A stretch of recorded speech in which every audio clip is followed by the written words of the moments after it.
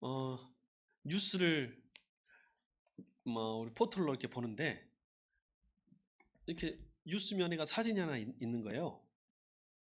보니까 큰 대로변에 차들이 막 달리는 큰 대로변인데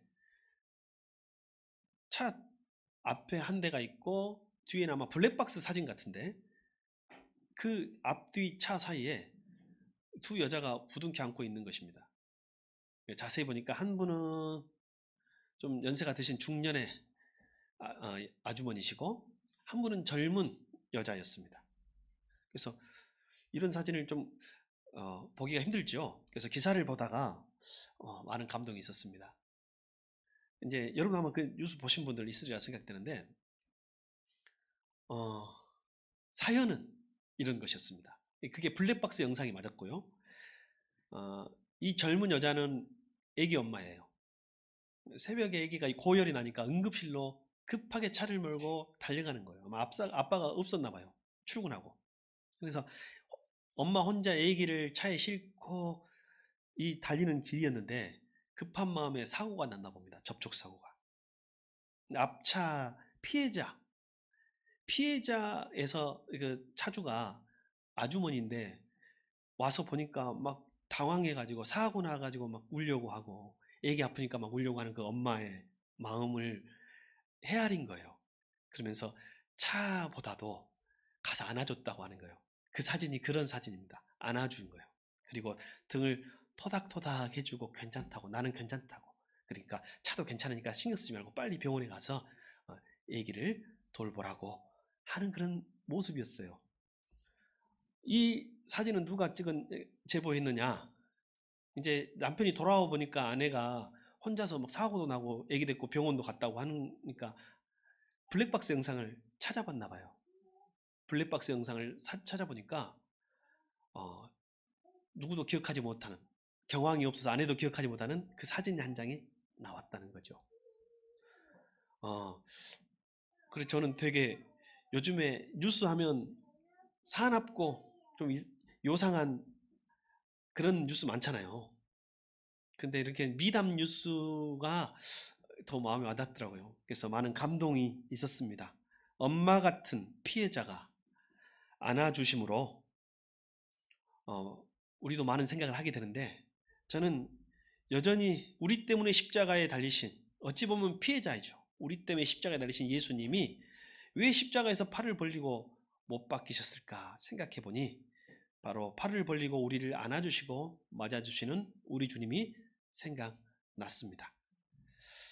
오늘 이 시간 주님이 십자가에 매달린 그 두 팔로 저와 여러분을 안아주시는 줄 믿습니다. 주님의 못자국 난 두 손으로 우리를 보듬어 주시고 등을 두드려 주시는 줄 믿습니다. 주님의 거룩한 보혈이 우리의 죄와 허물을 덮어 주시는 줄 믿습니다. 여러분 한 주 동안 우리가 어떻게 살았을지라도 실패도 하고 좌절도 하고 힘들어도 하고 또는 교만에 도취해서 나의 승리에 도취해서 교만하기도 했지만 이 시간 십자가 앞에 오신 여러분을 향해서 주님께서 수고했다고 하십니다. 수고했다. 괜찮다. 애썼다. 다시 힘을 내기를 바란다. 여러분 예배는 주님의 품에 안기는 것입니다. 예배는 어떤 특정한 장소에만 가는 것이 예배가 아니라 예배는 주님의 품에 안기는 것입니다. 주님의 품에 안겨 감격하는 것이 예배입니다. 주님의 품에 안겨 회개하는 것이 예배입니다. 주님의 품에 안겨 찬양하는 것이 예배입니다.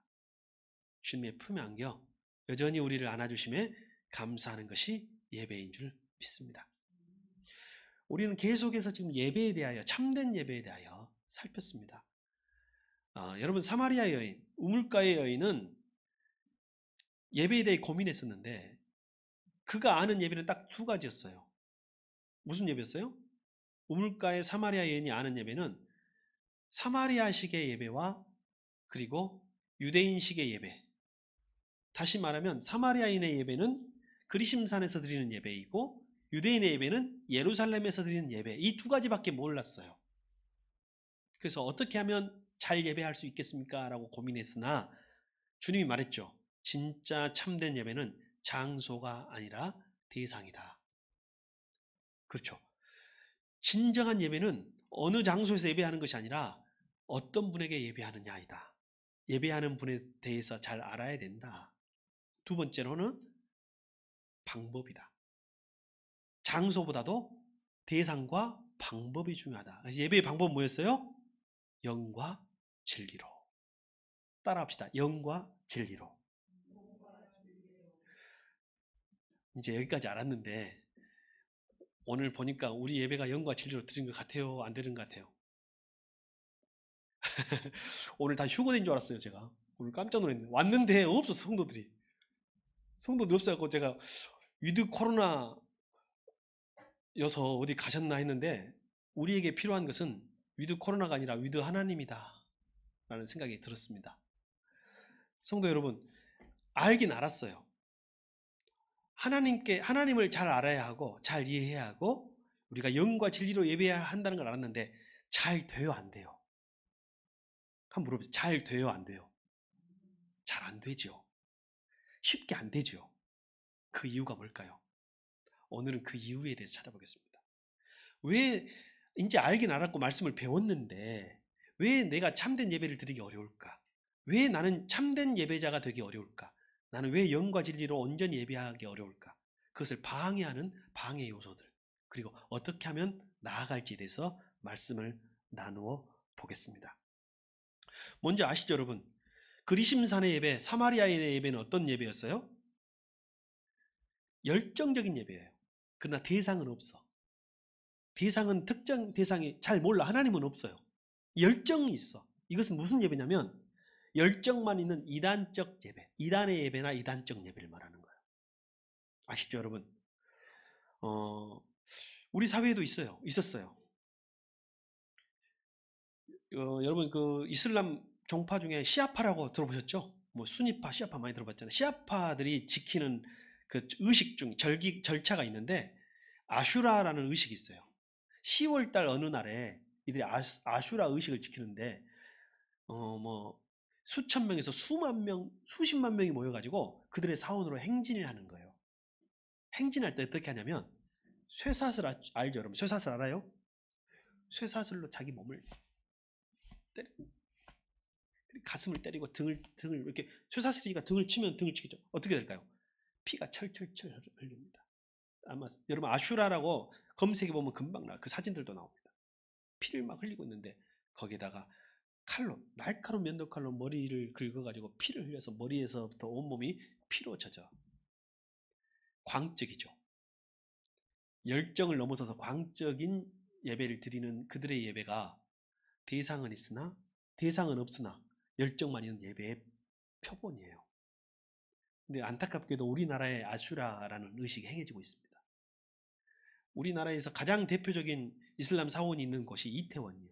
왜냐하면 거기는 다문화 다인종이 모이니까 이태원하고 대구에 제일 큰 이슬람 사원이 있습니다. 광주는 있을까 없을까요? 광주에도 이슬람 사원이 있습니다. 그들이 아슈라 의식을 한국에서도 행하고 있는데 제가 한국의 사진을 보니 그들이 이렇게 설명을 하고 있더라고요. 한국 사람들이 놀랄까 봐서 그렇게 하고 싶은데 못하고 있고 그냥 쇠사슬은 준비하지 않고 주먹으로 가슴을 치면서 쿵쿵쿵 치면서 행진하는 의식을 하고 있어요. 지금 몇 년 됐어요. 한 5년 이상 됐답니다. 우리나라에서 할 때는 수천 명씩 모인답니다. 이슬람 교인들이. 근데 여러분 그들의 예배를 비난만 하고 있기에는 우리가 너무 부끄럽습니다. 우리는 신천지를 통해서 열정만 있는 이단의 폐해를 알고 있고 코로나 때 더 분명하게 깨닫게 됐습니다. 우리는 신천지 탓만 하고 있을 때 자기의 안위 그리고 타인의 안위는 걱정 없이 열정만 가지고 무슨 8.15 집회니 아니면 코로나가 창궐할 때도 그냥 열정만 가지고 모였던 이들을 바라보면서 신천지와 비슷한 소위 정통이란 절대로 저는 인정할 수 없지만 그런 모습을 우리 안에 볼 수 있었습니다. 그것뿐이겠어요, 여러분? 열정적 이단의 모습 그것뿐만이 아니라 반대로 그리심산의 예배, 사마리아인의 예배는 열정적 이단의 모습이라면 예루살렘의 모습은 어떤 모습이냐면 소위 정통은 있으나 뜨거움이 없는, 마음이 없는, 형식만 남은 예배가 소위 오늘날 정통교회에서 드려지고 있는 예배라는 거예요. 정통이 뭔가요? 우리가 아는 메이저 교단이요. 메이저 교단 하면 여러분 아는 개신교 교단 한번 불러보세요. 장로교, 또 감리교, 침례교, 성결교회, 뭐 순복음 말씀, 하나님의 성의 순복음. 우리가 아는 대체적인 메이저 교단이죠. 물론 개신교를 넘어서 구교, 천주교, 뭐 동방교회 다 포함해서 소위 정통이라고 하는 이들 안에 우리를 포함, 장로교인인 우리를 포함하여 우리 예배는 메마른 예배이지 않은가라는 거죠. 여러분 요즘에는 가짜불 보셨어요? 가짜불. 불이 이글이글 타고 있는데 가까이 보니까 속았어. 왜 속아? 어떻게 알아서요? 진짜 불인 줄 알아서 소리도 나요. 소리가 나. 소리가 나는데 가보니까 화면이었어. 빛은 있는데 뭐가 없어요? 열이 없어. 무엇이에요, 여러분? 빛이 있는데 열이 없는 것이 정통, 소위 정통, 뜨거움과 진심이 없는 형식과 정통만 있는 교회, 그리고 정통 교단에 속한 오늘날 우리의 예배가 빛은 있으나 열기가 없는 불꽃은 아닌가? 또 반대로 뒤집어 보면 뜨거움은 있으나 빛이 안 나는 불도 가짜 불이에요. 가짜 불이 많아요. 가짜 불이. 뜨거움은 있으나 열기가 없는, 또 열기는 있으나 뜨거움이 없는 시대 속에 우리가 살고 있더라라는 거예요. 이제 우리는 질문 한번 해봅시다. 어떻게 하면 우리가 참된 예배를 드릴 수 있을까? 그리고 왜 우리가 참된 예배를 드리는데 잘 안 될까? 마음은 있는데 잘 되지 않을까? 우리가 한번 나도 모르고 있는, 그리고 내가 숨기고 있는, 또는 나도 모르고 있는 성경에서 말하는 하나님의 말씀으로 한번 파헤쳐보는 시간이 되기를 바랍니다. 여러분, 스테판 찬옥 목사님은 청도교 신앙의 아주 위대한 거장이시죠. 찬옥 목사님이 이렇게 말했어요. 마음이 없으면 예배가 아니다. 그것은 무대극이다. 무대극이 뭐예요? 연극이다. 마음이 없는 예배는 무대극이고 연극이라는 것입니다. 그냥 배역을 맡아서 연기하는 거예요. 그러면 만약 그런 무대극에서 연기하는 사람 뭐라고 불러요? 연기자. 그런데 연기자의 다른 어원은 뭐냐면 위선자예요. 예수님은 바리새인들을 향해서 위선자여라고 말을 했어요. 왜요? 마음이 없는 예배를 드리면서 예배를 드리는 척하니 뭐가 되는 거예요? 우리 안에 다 있는 모습이에요. 제 안에 다 있는 모습이에요. 연기자. 연기자는 차라리 어감이라도 좋네요. 연기자의 다른 의미는 무슨 뜻이라고요? 위선자는. 실제로 그 사람이 아니라는 거예요. 실제로 예배자가 아니라 위선자. 예배자가 아니라 뭐라고요? 연기자로 말하고 있어요. 완전한 예배, 참된 예배는 우리의 완전한 모습으로 드려지는 것이 아니라고 했습니다. 여러분, 우리 예배가 완전하려면 우리가 완전해져야 되는 것이 아니에요. 우리는 결코 완전해질 수 없어요. 우리가 완전해지기 위해서는, 우리가 이 예배가 완전한 예배고 참된 예배가 되기 위해서는 우리가 참이 되고 우리가 완전히 돼야 되는 것이 아니라 참되신 하나님이 계시기 때문에 이 예배가 참된 거예요. 완전하지 않아도 우리는 하나님께 참된 예배를 드릴 수 있습니다. 그러나 진리가 없어서는, 진실하지 않으면, 진정이 담기지 않으면 참된 예배는 될 수 없습니다.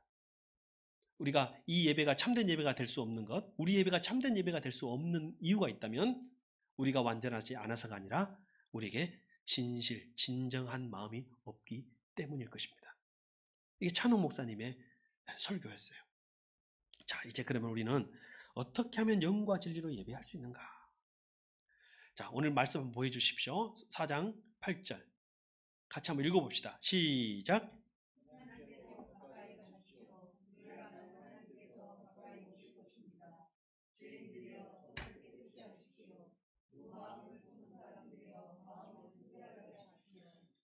서두에 예배는 예수님 품에 안겨 감격하는 것이라고 했어요. 하나님을 가까이 하는 것이 예배입니다. 근데 성경에는 너무 무서운 말씀을 하고 있어요. 하나님을 가까이 하십시오. 그리하면 하나님께서 가까이 오실 것입니다. 이걸 뒤집어서 말한 거예요. 하나님을 멀리하면 하나님도 멀리하실 것입니다. 이게 좀 무서운 말인 거예요. 너무 쉽잖아요. 그러나 너무 무섭잖아요. 자, 하나님을 가까이 하라. 그리하면 하나님이 가까이 하시리라. 오늘 이 말씀으로 이와 함께하고 있는데, 하나님을 가까이 하는 것을 방해하는 것, 그걸 한번 말씀을 통해서 정리를 한번 해봅시다. 자, 첫 번째, 먼저 성령님께 순종해야 합니다.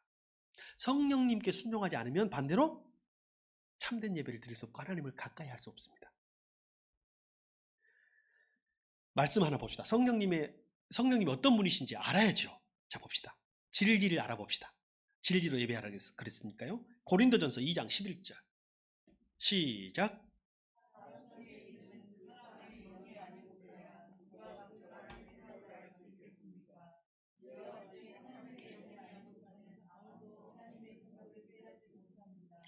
하나님의 영이 아니고서는 아무도 하나님의 생각을 깨닫지 못한대요. 다시 말하면 하나님의 영이 성령님이잖아요. 성령님이 아니면 참된 예배를 아무도 드릴 수 없다는 거예요. 내가 드려야지 마음을 모아야지 일찍 일어나야지 일찍 가야지 찬송해야지 아무 의미가 없어요. 성령님의 음성이 먼저고 성령님의 뜻이 먼저고, 그래서 만약에 하나님이 없으면, 성령님이 없으면, 성령님의 생각을 우리가 알지 못하면 우리는 하나님을 참되게 예배할 수 없고 하나님을 알지도 못하는데 어떻게 하나님께 예배하겠어요? 그래서 우리는 먼저 성령님께 순종하는 마음이 있어야 돼요. 순종해야 돼요. 자, 두 번째, 이게 무서운 말입니다. 조금 더 무서운 말이 나왔습니다. 고린도전서 12장 3절 시작.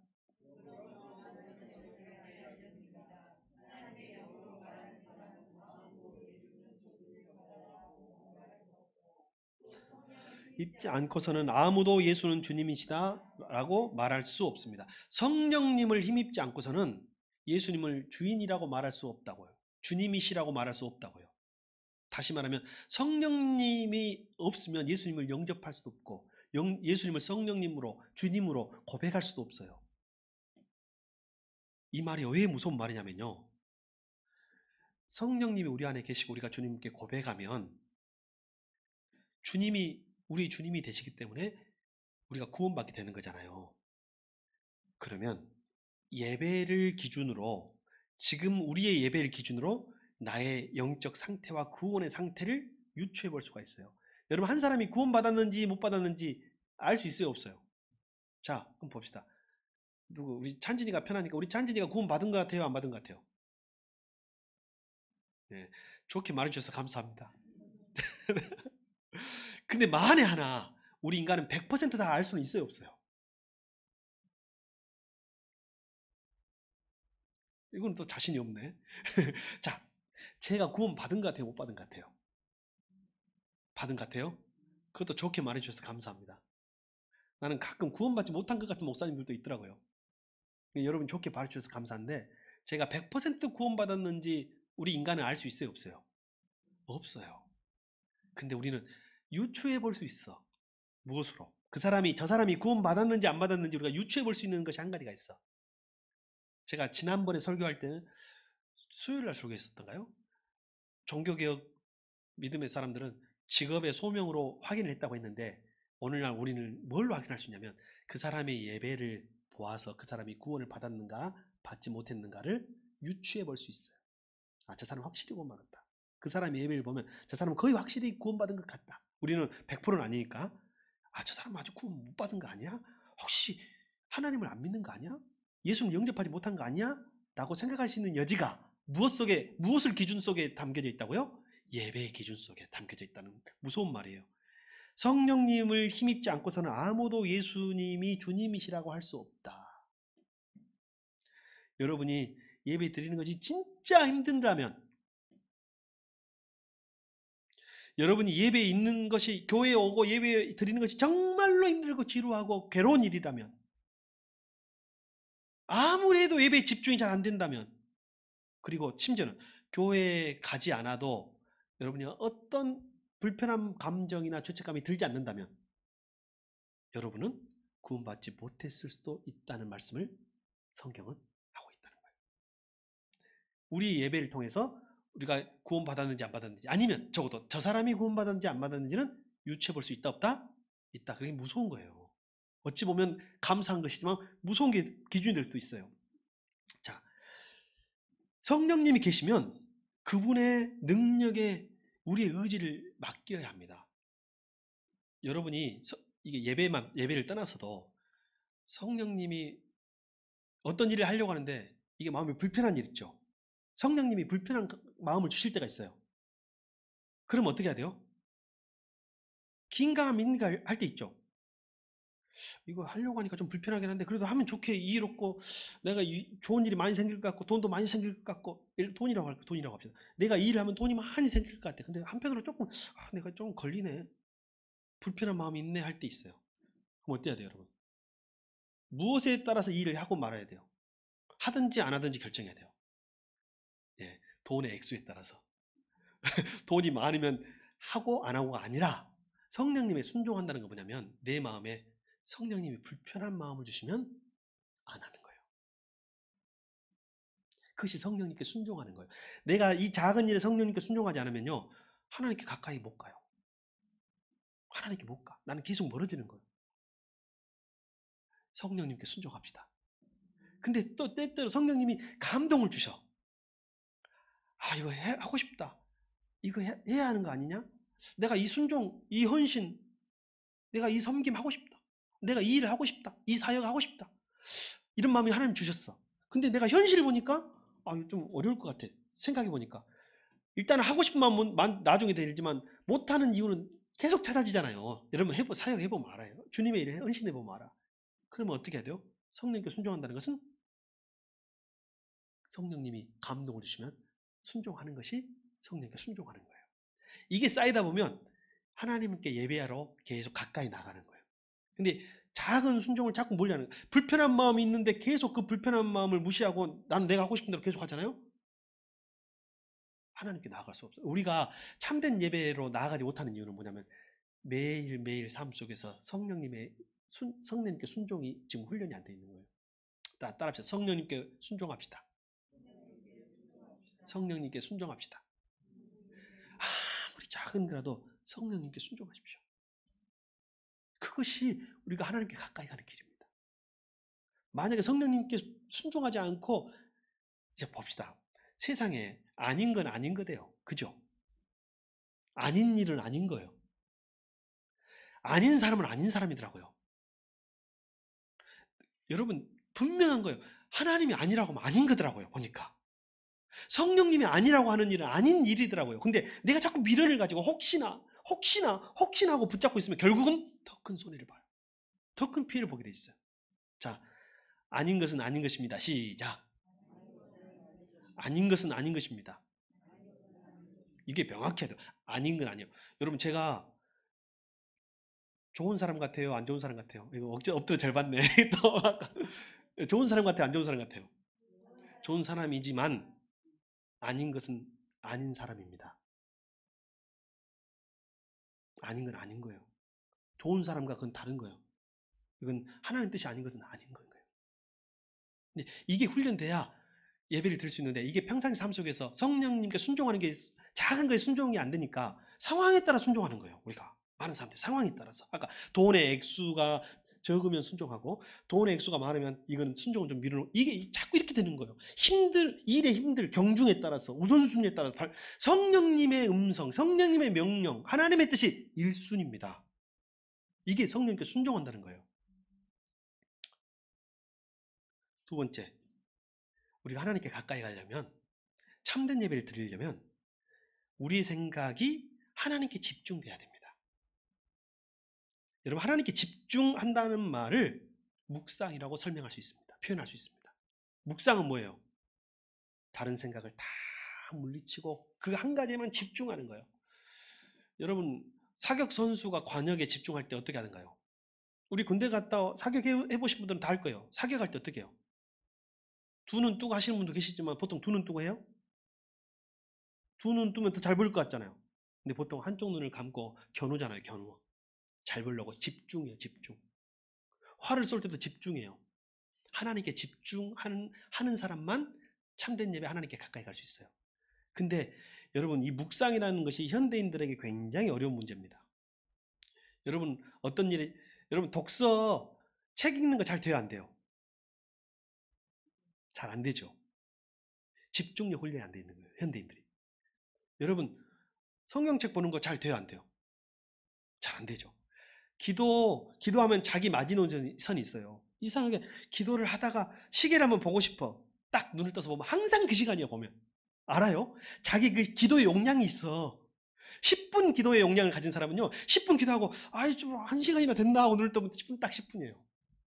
그리고 어느 날은 기도가 잘 돼가지고, 오늘은 좀 기도가 짧게 한 것 같아 하고 딱 해보면 그래도 10분이에요. 어떤 사람은 1시간이고, 자기 기도의 용량이 있는데, 그게 다 집중력 훈련, 묵상 훈련이에요. 근데 여러분이 그게 안 된다, 집중이 안 된다, 당연한 거예요. 현대인들은 텔레비전, 라디오, 인터넷, 미디어, 여러 가지 매체 때문에 그것이 집중력을, 묵상을 철저하게 방해하는 것이에요. 집중이 안 돼요. 저도 언젠가부터요, 종이로 책 보는 것이 잘 안 됩니다. 어려워요. 제가 몰랐는데, 이제 좀 깨달았는데, 다른 것도 다른 거지만, 노안이 오고 있었어. 그러니까 좀만 보면 스트레스 받아가지고, 이거 하다가 보니까 집중이 안 되더라고요. 그래서 요즘은 제가 전자책으로 옮겨가고 있습니다. 이게 확대가 되니까 제가 옮겨가고 있는데, 집중력이 현재인들은 철저하게 안 돼 있어. 학생들도 마찬가지입니다. 우리 학생들이 언제 집중을 제일 잘해요? 절대 엄마 이야기 목소리를 못 듣는 때가 있어. 어제 우리 애들한테 핸드폰으로 그렇게 해도 전화를 안 받네. 이것들이 안 받아? 집중하라고 그렇게 해도 전화를 안 받아. 나중에 알고 봤더니 겁나 집중을 하고 있었습니다. 묵상을 하고 있었어요. 묵상을. 뭘 묵상하고 있었어요? 이게 하나님께 집중하지 못한 중요한 이유 중에 하나입니다. 현대인들은 뭔가 자기가 좋아하는 거에 집중하고 미디어에 집중하고, 그런 여러분, 혼자 가만히 있을 때는, 저도 이제 훈련을 좀 하려고요. 오늘 설교를 했으니까 책임을 져야 될 거 아니에요? 될 수 있으면 그냥 아무것도 안 하고 그냥 가만히 있는 것도 집중력에 도움이 됩니다. 근데 오늘 말씀드리고 싶은 건 다른 것이에요. 왜 우리가 집중하지 못하는 영적인 이유가 있어요. 여러분, 오늘 성경 말씀 주보에도 있으니까 한번 다시 볼래요? 오늘 주보. 왜 집중하지 못하냐면 4장 8절에 보면, 두 마음을 품은 사람들이여 마음을 순결하게 하십시오라는 마음이 나와요. 두 마음을 품고 있으니까 집중하지 못합니다. 두 마음을 품는다는 말은 무슨 말인가요? 영으로 예배를 드리면 우리의 마음이 나누어지지 않아야 합니다. 집중해야 돼, 하나님께만. 근데 두 마음이 나누어졌단 말은 무슨 말일까요, 여러분? 자, 볼게요. 총을 쏠 때 관역을 볼 때도 한쪽 눈을 감아야 하는데, 여러분, 기도할 때 눈을 감아요, 떠요? 사실 떠도 기도하고 감아도 기도해요. 뜨고 기도한 적도 많이 있죠? 제가 눈을 뜨고 기도할 때는 운전할 때입니다. 운전할 때. 그리고 급한 화살 기도를 드릴 때는 제가 눈을 뜨고 기도합니다. 가끔은 식기도, 집에서 식기도 할 때도 눈을 뜨고 기도합니다. 애들이 식기도를 하나하나 보려면 저도 눈을 뜨고 기도해야 되니까 눈을 뜨고 기도할 때가 있습니다. 근데 여러분, 진짜 집중해서 기도하면 눈을 감아야 하는 것이 인간이에요. 인간이 집중이 생각보다 어려워요. 그런데 스펄전 목사님은 우리 인간이 하나님께 집중하지 못하는 이유, 그것을 뭐라고 말한지 알아요? 왜 어떤 사람들은 항상 예배 장소에 있는데 성결하지 못할까 질문하면서 자신의 마음속에 밀실을 방치하고 있기 때문이다 했어요. 밀실이 있어, 우리 마음속에. 밀실에 뭐가 있어요, 지금? 뭐가 있어요? 두 마음을 품게 하는 게 있어. 한 눈은 하나님을 보고 있고, 한 눈은 그 밀실 속에 마음이 있어요. 한 마음을 하나님을 쫓고, 한 마음은 마음이 두 개로 나눠져 갖고, 한 마음은 하나님께 드렸고, 한 마음은 밀실에 있어요. 아무도 몰라. 여러분하고 하나님만 아는 것입니다. 근데 그 밀실 속에 뭐가 있냐면 우상이 들어있어. 숨겨놨어. 겉으로는 다 예배자예요. 그나마 속으로는 우상 숭배가, 연기자, 우상 숭배자, 위선자의 마음으로 이것을 예배하고 있어. 밀실 속에 있는 것은. 현대인이 왜 하나님께 참된 예배로 나아가는데? 그러면 똑같아요. 어른하고 애들 똑같아요. 애들 말하니까 우습죠? 애들이 제일 집중할 때는 뭐라고요? 우리 애들이 제일 집중할 때는 언제 집중해요? 보니까 불러도 못 듣는 때는 게임할 때. 애들 마음속에, 우리 친구들 마음속에 밀실에 게임 있는 거예요. 또 뭐 있는 줄 알아요? 우리 친구들, 우리 공부 있잖아요. 마음속에 공부가 더 중요해, 하나님보다. 내 인생이 제일 중요한 게 공부야. 밀실에서 제일 중요한 거는 공부, 게임, 뭐 여자친구, 남자친구. 근데 예배의 자리에 와서는 하나님을 보려고 하니 마음이 나뉘어지는 거예요. 뺏겨. 학원에 뺏기고, 학교에 뺏기고, 책에 뺏기고, 성적에 뺏기고, 수능에 뺏기고, 남자친구에 뺏기고, 여자친구에 뺏기고, 내가 좋아하는 스포츠에 뺏기고, 게임에 뺏기고. 미안합니다. 요즘 청소년들에게는 솔직하게 이야기합니다. 야동에 뺏기고 하나님 뺏기는 거예요. 그러니 마음이 나누어져서 집중을 못하는 이게 두 마음이에요. 애들만 이야기하려고 하니 어른들은 두 마음이 없냐? 우리는 더 많아요. 어른들은. 이 밀실의 우상 중에 자식이 있어. 모든 부모의 우상은 자식이 하나예요. 나의 우상도 내 자식. 하나님께 또 내려놔야 돼. 이 밀실에서 꺼내면 돼요. 하나님께 인정하면 돼. 우리들의 밀실 속에 아직 정리하지 못한 것은 뭐가 있나요? 왜 그거에 집중하나요? 그리고 밀실이라는 것은 없는 것처럼 보이는 거예요. 숨겨져 있는 방이에요. 비밀의 방에 숨겨놨어. 뭐예요? 성공, 물질, 내가 좋아하는 것. 어른들도 좋아하는 거 많아. 어른들도 여러분 광들 있어요. 낚시광, 그렇죠? 또 스포츠광, 운동광부터 시작해서 별의별 것을 다 자기 취미와 여행과 모든 것을 다 안에 넣어놓고 하나님 수준으로 사실은 맞춰놨어. 그 밀실 속에.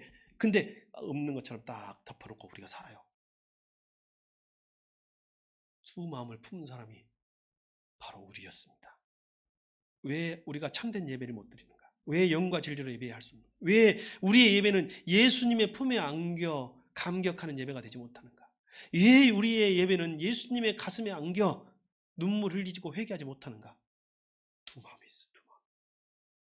예수님 품에 안겨 다른 것을 생각하고 있단 말이에요.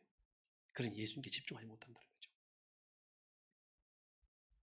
두 마음을 품은 자들이요, 마음을 순결하게 하십시오. 세 번째로, 우리가 하나님께 가까이 가기 위해서는 회개해야 합니다. 뒤집으면 우리가 하나님께 가까이 가지 못하는 이유는 회개하지 못해서입니다. 우리의 죄를 처리해야 돼.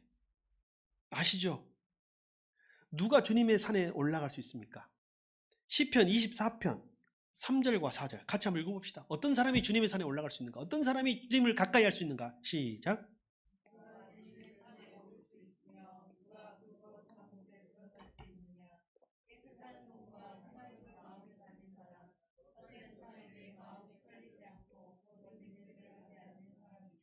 깨끗한 손과 해맑은 마음을 가진 사람, 회개한 사람이에요. 회개한 자만 하나님께 가까이 갈 수 있어요. 이사야처럼 우리도 하나님 앞에서 우리 죄를 고백해야 합니다. 그러면 주님이 불타오르는 숯불을 우리 입에 대주시는 거예요. 가까이 오시는 거예요. 내 죄를 고백하고 죄를 회개하니 숯불을 들고 하나님이 가까이 오셔서 입술에 대주시는 거예요. 어쩌면 우리가 정말 온 마음으로 하나님께 예배드리지 못하고 하나님이 가까이 계심을 경험하지 못하는 이유는 우리 삶에 아직 정결하지 못한 부분이 남아있기 때문입니다. 이것은 누가 비춰줬어요? 이건 아까 밀실 속에도 있어. 다 이렇게 드러나 있어. 성령님의 조명, 성령의 탐조등이라고 하죠. 여러분, 그 스포트라이트. 성령님의 탐조등이 우리 구석구석, 우리 영혼의 마음속 구석구석을 비춰주시고 그곳에 죄가 있음을 깨달으면 그 죄를 회개해야 돼. 여러분, 오늘 회개하는 마음으로 이 자리에 참여하셨습니까? 조급한 마음으로 장소에 연연하면서 이 자리에 오셨습니까? 우리가 참된 예배를 드릴 수 있는 방법은 한 가지. 드릴 수 없는 이유도 한 가지입니다. 자, 마지막으로 정리하겠습니다. 이 모든 것들 한마디로 말하면 예배를 방해하는, 참된 예배를 방해하는 가장 중요한 장애물은 뭘까요?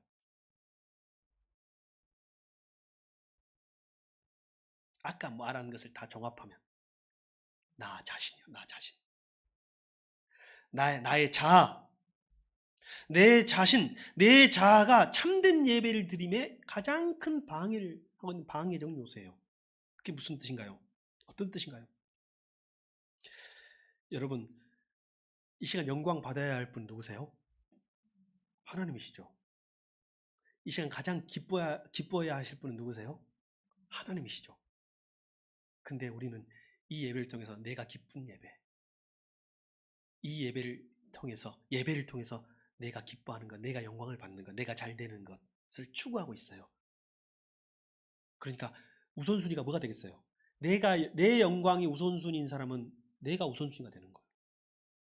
내가 좋아하는 것, 내가 기뻐하는 것을 먼저 해야 되니까 예배가 뒷전이고 하나님이 뒷전이고 하나님을 가까이 하는 게 뒷전이에요. 다른 것을 더 가까이 하는 것이 먼저죠. 예배를 방해하는 가장 중요한 장애물은 나 자신입니다. 보세요, 여러분. 우리가 하나님 앞에 자신을 내세울 때 시간이 없을 때 있죠. 시간이 없을 때 있어. 시간이 없어. 또는 바빠. 다른 일들이 많아. 당연히 그럴 수 있어요. 시간이 부족할 수도 있고 다른 일이 많을 수도 있어요. 근데요, 저의 경험과 저의 많은 그리고 지금까지 목회 경영을 보면은 우리 안에는 어떤 마음이 있냐면요, 아무리 바빠도 할 건 다 하더라는 거예요. 인간이란 존재는. 안 그러던가요? 바빠도 할 건 다 하죠. 여러분 바쁘다고 한 끼는 걸러도 두 끼, 세 끼도 걸러요? 우리 바빠도 밥은 다 먹고 살죠. 아무리 피곤해도 뭐는 하고 살아요? 잠도 다 자고 살죠. 우리가 할 거는 사실은 나에게 초점이 맞춰 있기 때문에 내가 중요한 거, 내가 좋아하는 거, 진짜 바빠도 예를 들면 어떤 사람이 낚시 좋아하는 사람은 시간 내가지고 낚시 다 해요. 시간을 빼, 오히려 만들어. 그런데 우리 마음속에 내 자신이 하나님의 위치에 있고 내 자신이 내 영광과 내 자랑을 위해서 내 기쁨을 위해서 내가 존재하기 때문에 이 예배에 있어서도 뭐가 우선이에요? 내 시간이 우선이고 내 기쁨이 우선이고 내 일이 우선이 되는 거예요. 그러니까 하나님의 우선순위에서 제외되는 거죠. 뭐 때문에? 누구 때문에? 성경은 나 자신 때문에. 종합하면 그거예요. 아까 말씀드린 우리 스테판 찬옥 목사님이 하나님께 경의를 표하는 척 하면서 자신의 유익만을 꾀하는 사람은 하나님을 예배하기보다 조롱하는 쪽에 가깝다. 하나님을 예배하는 척하고 하나님을 경외하는 척하지만 사실은 자기 유익을 위해서 예배하는 것, 자기의 영광을 위해서 예배하는 것, 자기 영광을 위해서 살아가는 것은 그것은 하나님을 예배하는 척하면서도 사실은 하나님을 조롱하고 있는 것이다. 아까 초반부에 뭐라 했어요? 그런 예배를 연기, 그런 예배를 위선, 그런 사람을 예배자하지 않고 위선자라고 부른다고 찬호 목사님은 이야기했습니다. 자, 이제 말씀을 마무리하면서 말씀드리겠습니다. 여러분, 우리가 예루살렘의 예배도 사마리아 예배도 참된 예배가 될 수 없다고 했어요. 참된 예배는 장소가 아니라 그 대상을 정확히 알 때, 그리고 바른 방법으로 영과 진리로 예배드릴 때라고 했는데, 이제 거기까지 왔는데도 우리가 부족한 것은 뭔가 큰 장애물이 있는 거예요. 그게 뭐예요? 나 자신이더라. 내 밀실에 있는 것들이라는 거죠.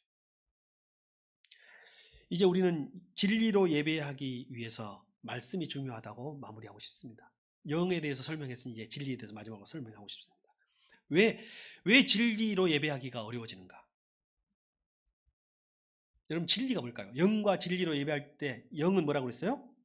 진실한 마음이라고 했잖아요. 그럼 진리는 뭐라고요? 하나님의 말씀이에요. 왜 우리가 예배가 정말 참된 예배가 되지 못하는 우리가 진리를 몰라요. 말씀을 몰라. 저도 지금 어제도 제가 오랫동안 소시적부터 교제했던 목사님과 설교, 말씀에 대해서 토론을 했어요. 전화로. 한 1시간 넘게 했어요. 그래도 그런 분이 있다는 게 감사해. 말씀의 해석과 토론으로 했는데 그분이 최근에 나를 원망하더라고요. 왜 그것을 진작 말해주지 않았어? 이 목사. 그러더라고. 그래서 뭐냐면 그분은 굉장히 똑똑하고 학문도 많이 하고 공부도 많이 하신 분인데 최근에는 성경에만 집중하는 분이 됐어요. 그분 이제 나한테 목회자로서 회개한다고 하더라고요. 그래서 내가 문학과 철학에 길이 있는 줄 알았다고. 근데 내가 이제 보니 하나님의 말씀에 길이 있는 걸 이제 목사도 그렇게 깨닫는 거예요. 그래서 설교가 다 설교가 아니라는 것을 저도 깨닫습니다. 좋은 말, 감동적인 말, 그 은혜로운 예화들, 여러분 그것이 설교를 빛내게는 할 수 있어도 설교는 아닙니다. 그 감동적인 이야기가 나를 예배자로 만들어주진 않아요. 호기심은 끌 수 있어. 그래서 예배가 필요 없다는 것이 아니라 설교의 본질은 말씀 설교여야 한다라고 목회자로서 하나님께 회개합니다.